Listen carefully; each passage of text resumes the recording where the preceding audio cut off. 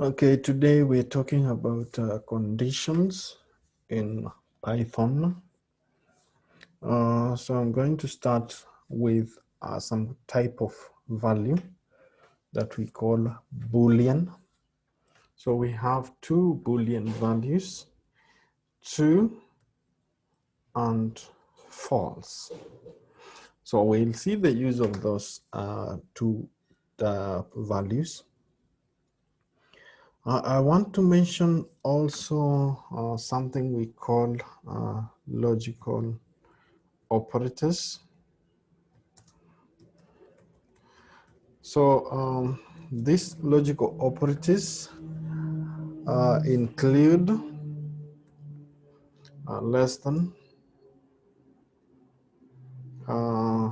greater than, less than or equal to, greater than or equal to,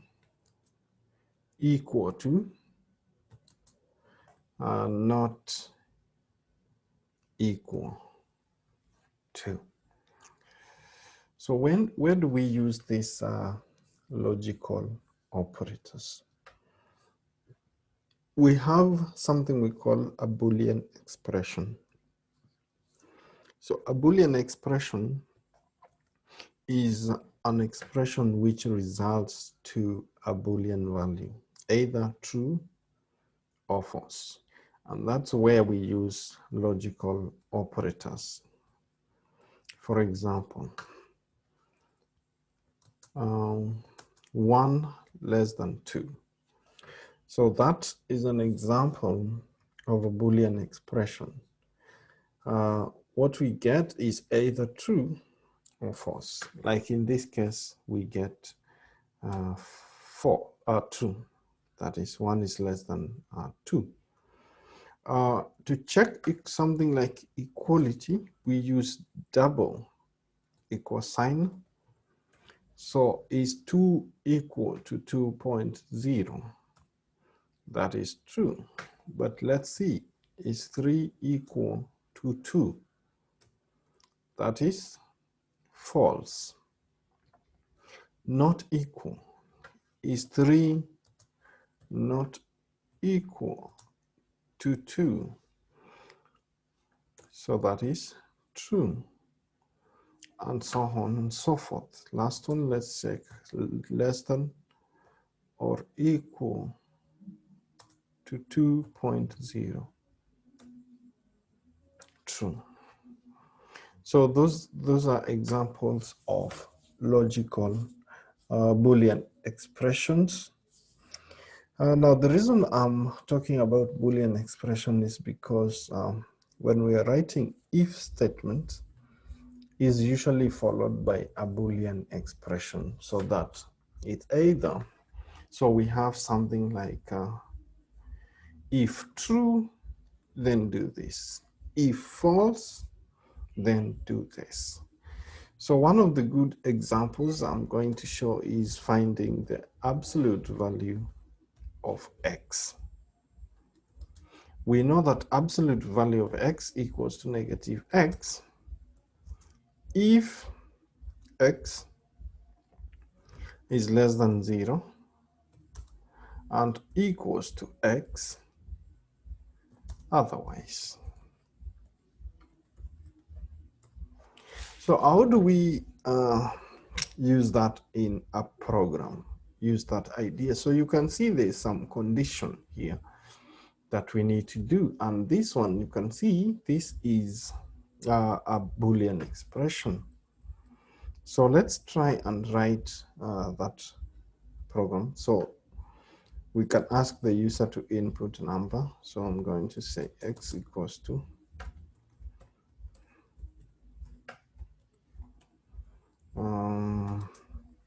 enter a number. Okay, so we're going to now calculate the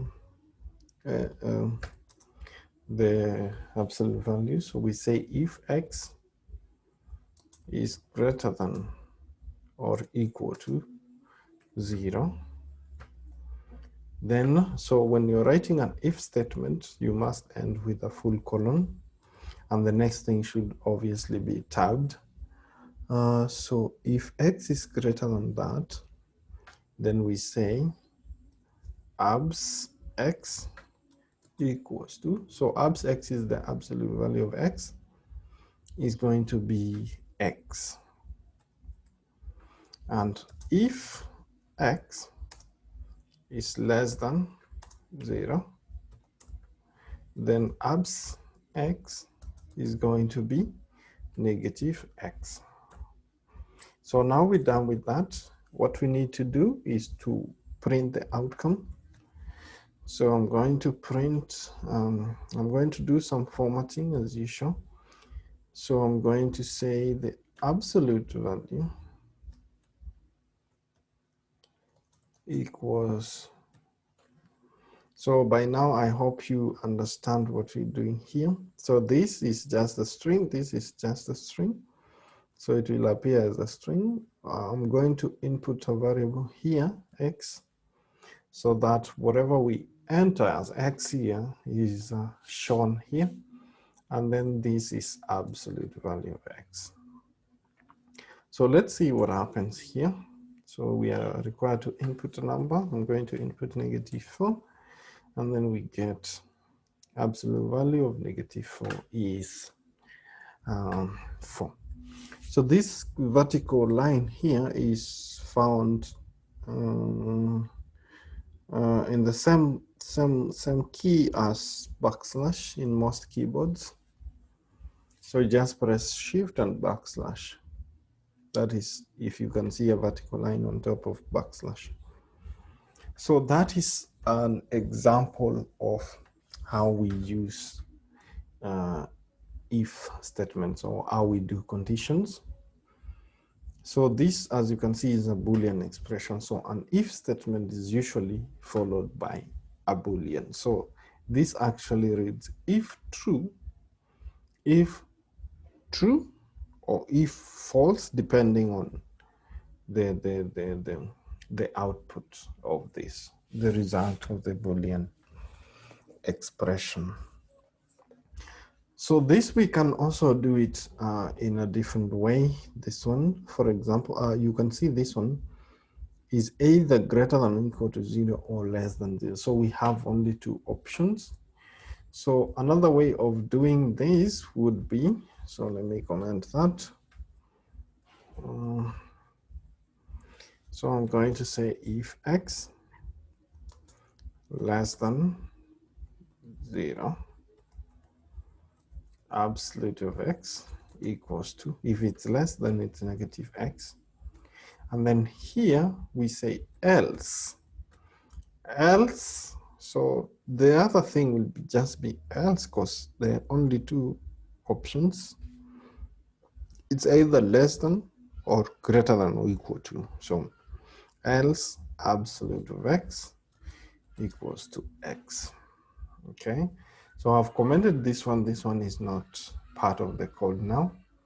And let's see what we have. So we have, and let's try with a positive one, 5.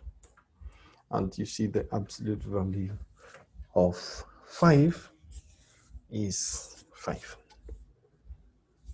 Okay, so let's try by doing something else, something a bit different. For example, we can try to find the real roots of a quadratic expression. Real roots of a quadratic expression. So let me just remove this part. So real roots of x squared plus bx plus c. So what we need to find, since we have a formula, what we need is just to get the values of a, b, and c. And then we can find the roots. So something else is that we need to find the square root. So we need to import something from math, which is a square root. So I'm importing square root, and you can see there's a warning here because we've not used the square root yet. Okay, so we need the user to input something. So let's start with asking the user to input the values of A, B, and C.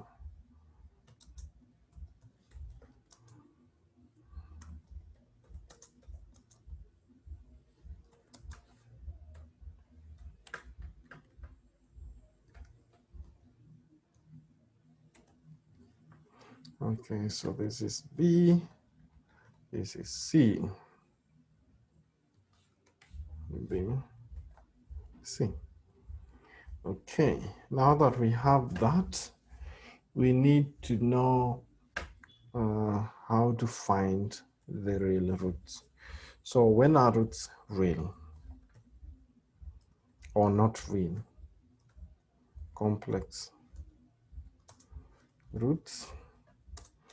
When the discriminant is less than 0. So the discriminant is b squared minus 4ac. This is what comes inside the square root. So this must be positive. So that must be greater than 0 or equal to.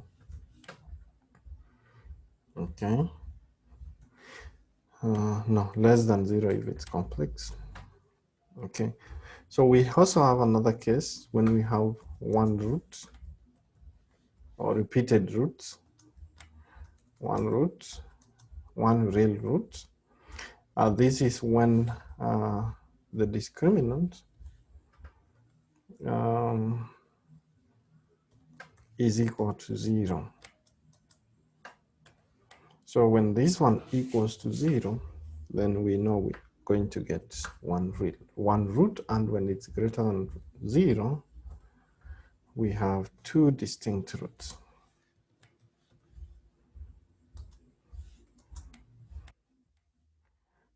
Just copy paste here.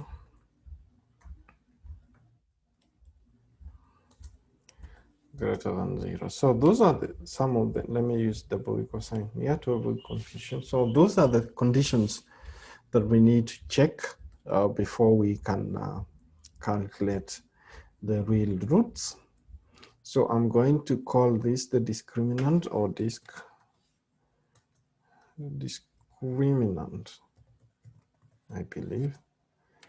So discriminant equals to b squared, and this is how we write power in Python. We cannot write for AC, we have to write 4 times A times C, otherwise Python will not understand what we have there. So now I'm going to say if discriminant is less than 0, I'm going to print no real roots. No real roots.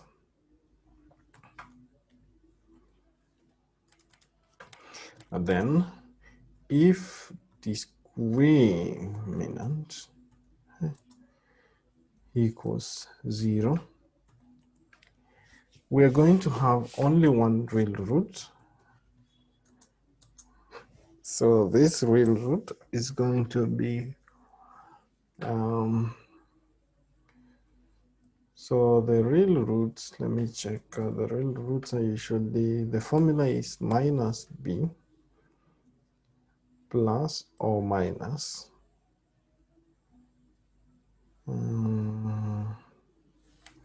square root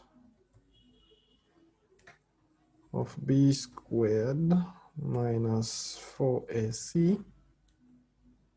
Yeah, all these I think divide by 2a. Okay, so when this is 0, the square root of 0 is 0. We only have minus b divided by 2a. So we'll only have minus b divided by 2 times a.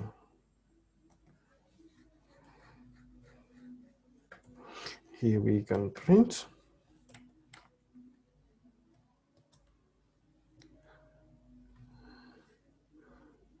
x equals root, something like that. If discriminant is greater than 0, then we have two roots. So I'm going to have root 1 equals. So let me get rid of this and do some editing with it. So this is discriminant, and this is square root times.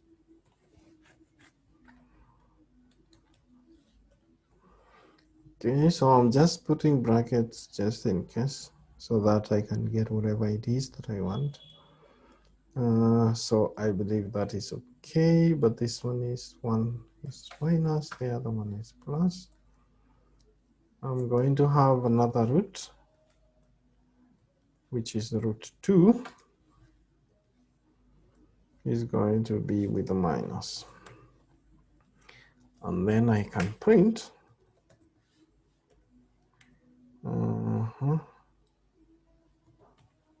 something here.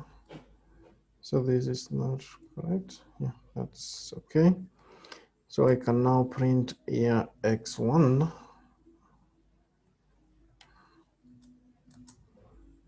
equals to that, and x2 equals to that. Root 2, and the other one is root 1. Sorry, root 1. So so let's try this. So sorry, what did I do?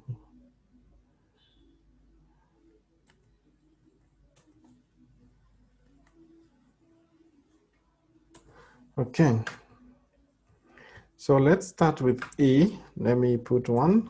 So this is a case for one root.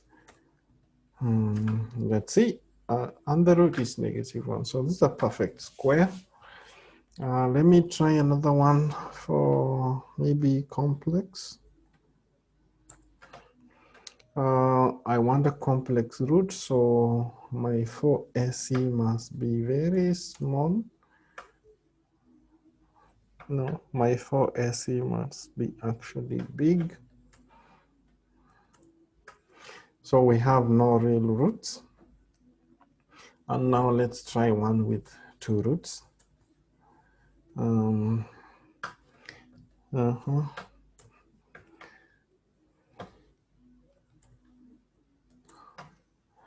So we have 2 roots here. So that's how we write this program. So make sure you go through this and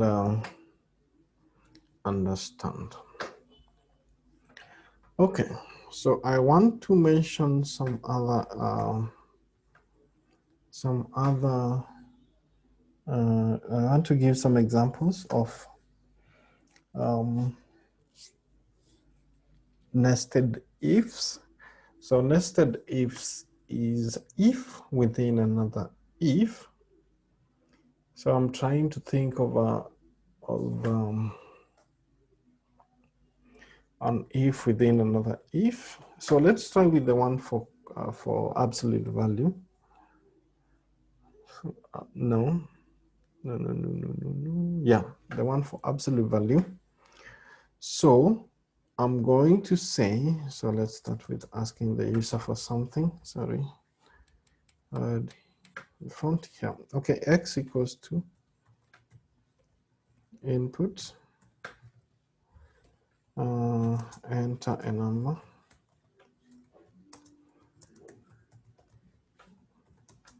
Okay, next is, so I said if x is greater or equal to 0, So here, I'm just trying to separate it just for me to show you how you can do nested ifs. So I can do them separate when x is greater than 0 and when x is equal to 0. So I can just say if x is greater than 0, abs equals to x. And then I can say else abs x equals to x again. Yeah. So, and here else abs x equals to negative x. So what does this mean? So this if goes with this else. Okay, so this is either if x is greater than or equal to 0, else means if x is less than 0. And here now we are trying to separate the two so that you can see how we can use the nested ifs. And then here I can just say print abs x. We don't need to do the formatting or anything. So let's see what we have. So I have a number here. I'm just going to get just a single number there. So this is the absolute value of that number. Let's try a positive. And that's it. Let's try 0.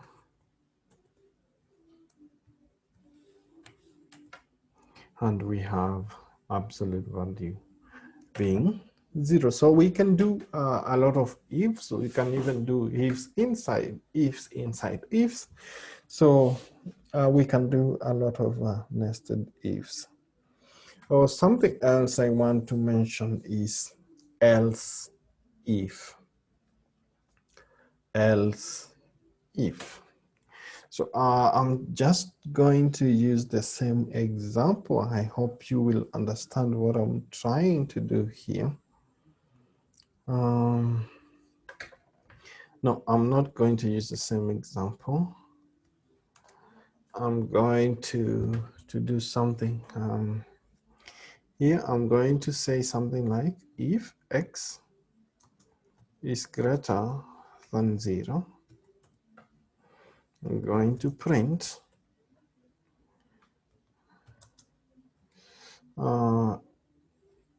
x is positive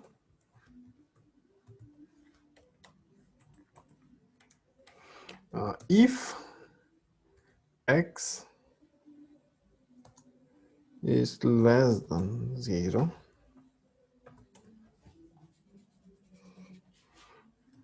I'm going to print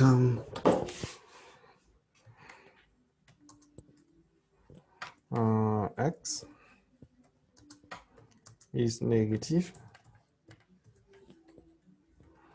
Then I'm going to say if x is less than or equal to 0. I'm going to, let me just print something here, is less than or equal to 0. I'm going to print is non-positive. Okay, and then I'm going to have if x is greater than or equal to 0. I'm going to print that x is non-negative. So let's leave this. Okay. So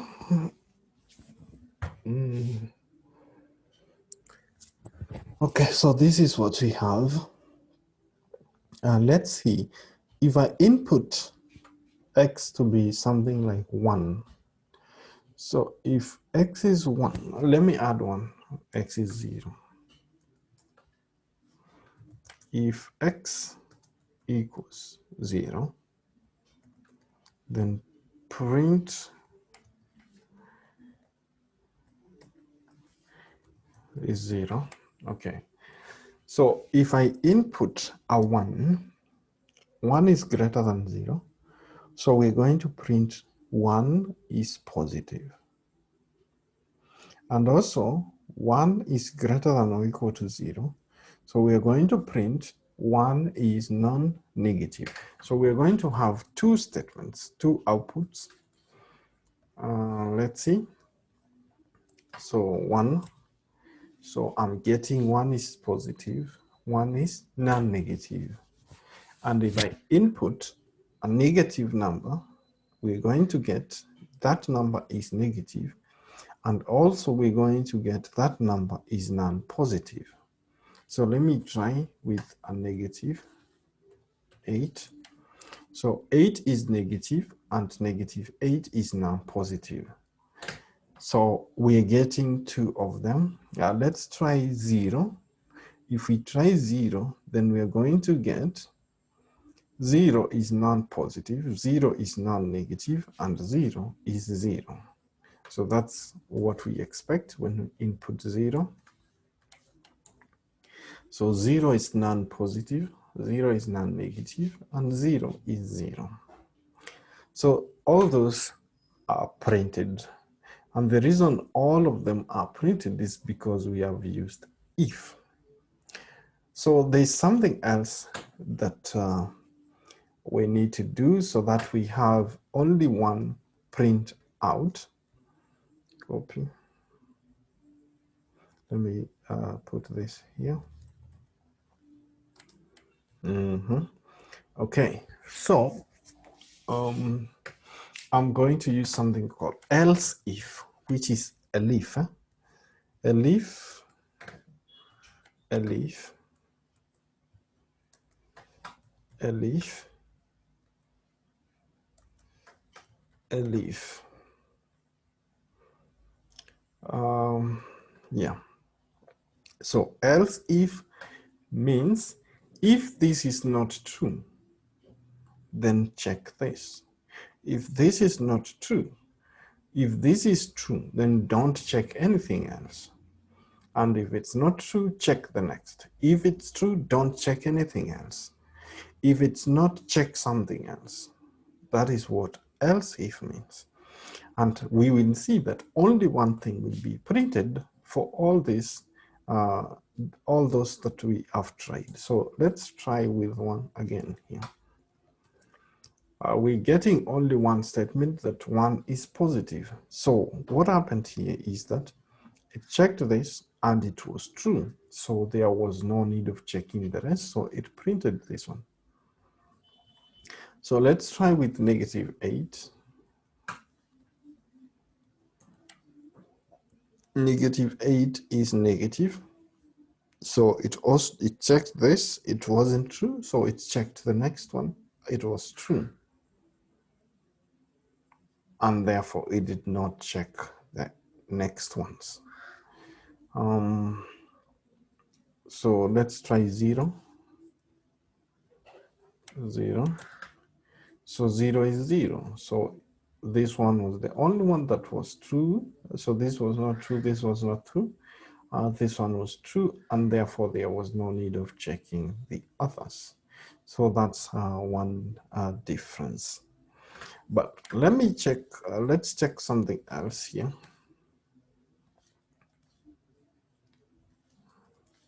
Let me add something here. Else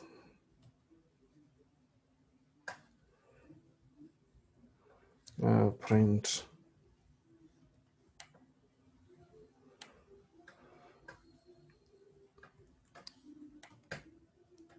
am I being seen? So that's what we're going to have. So let's check. So I've changed everything to if, and now I need to check something. So the last statement here is greater than or equal to. So I'm going to put a negative and let's see what happens. So you can see clearly that the last statement has been printed. That is very strange. And the reason it's being printed is because the last else is being checked against this if statement. So if this is not true, then it prints the else. But if this is true, this else will not be printed. So when will this be true? When x is greater than or equal to 0. So let's try that and let's see what we have. So you can see it's not being printed when it's positive, and when it's 0, it will not be printed as well. So that's what happens. So I want you to do something, assignment. I want you to ask the user for a number between 0 and 100. And then you're going to provide the grade of that mark. If it's just a score, assume it's a score. So that from 0 to 40, not including 40, that is E. 0 from 40 to 50, not including 50, is a D.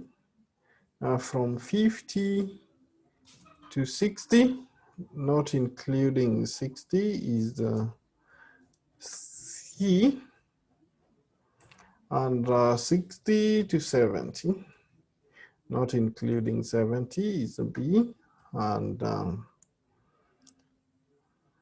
70 to 100, including 100, is an A. So